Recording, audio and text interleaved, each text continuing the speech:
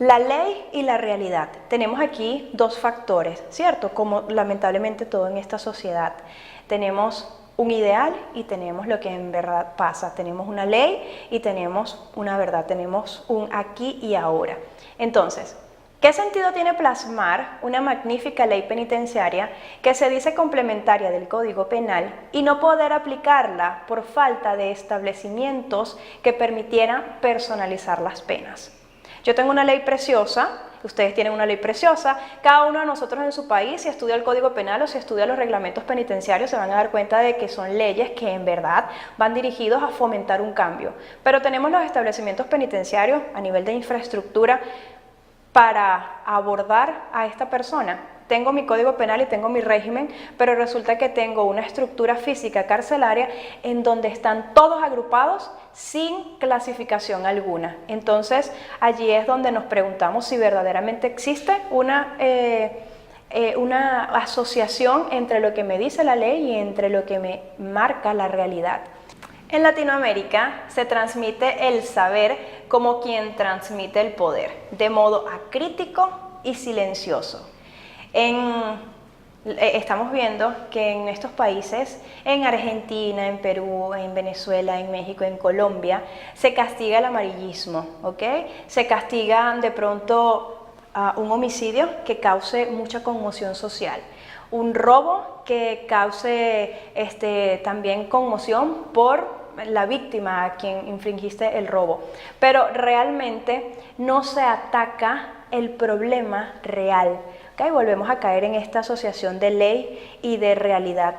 Las personas, la gente, ustedes como masa, como nosotros como sociedad, exigimos leyes fuertes, exigimos castigos severos. El Estado, en un afán de quizás camuflar un poco sus intenciones y en un afán de tranquilizar a la sociedad, digamos que empieza a tener algún tipo de cambios a nivel de leyes. Por ejemplo, en Venezuela se ha hablado mucho de ampliar el margen de castigo de los adolescentes. Hasta hace 2-3 años, el castigo de los adolescentes que cometían delito, el castigo mayor era 5 años de sentencia penal, 5 años de cárcel.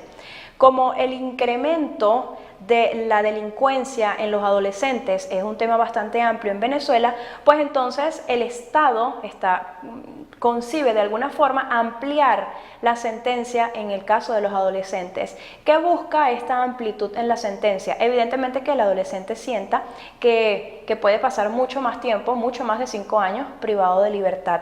De alguna forma calma a la sociedad y de acuerdo a lo que consideren, pues marca un castigo en el privado de libertad o en el delincuente en este caso.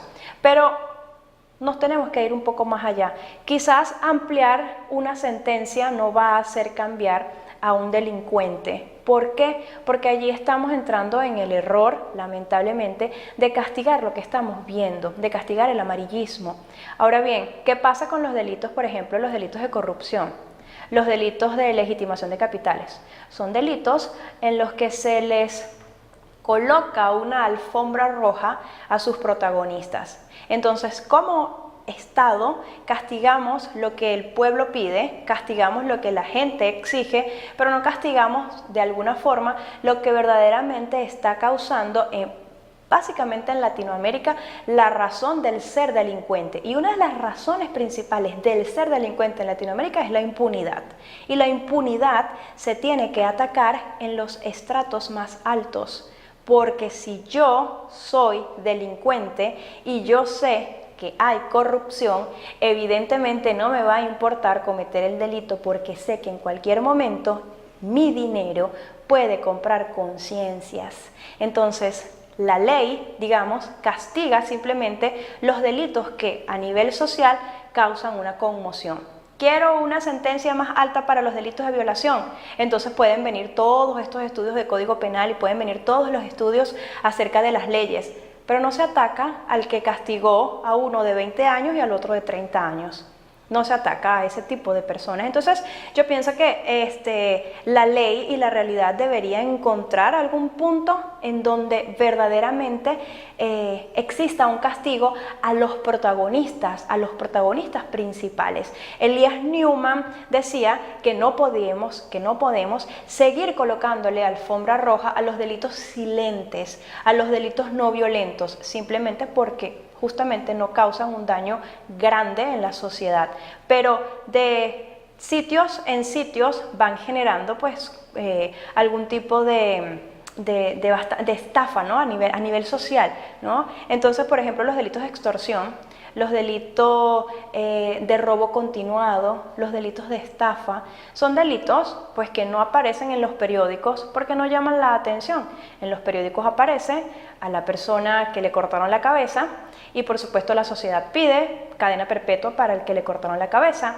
Las personas miran que en el periódico está el hombre que mató a sus padres, pero no miran que de repente el juez no lo va a condenar con la pena máxima, sino que éste tiene la suficiente cantidad de dinero para que lo condenen a menos. Entonces allí es donde Elías Newman dice, tenemos que hacer una clasificación verdaderamente en el Estado y castigar lo que principalmente se debe castigar, más allá de lo que es el amarillismo penal.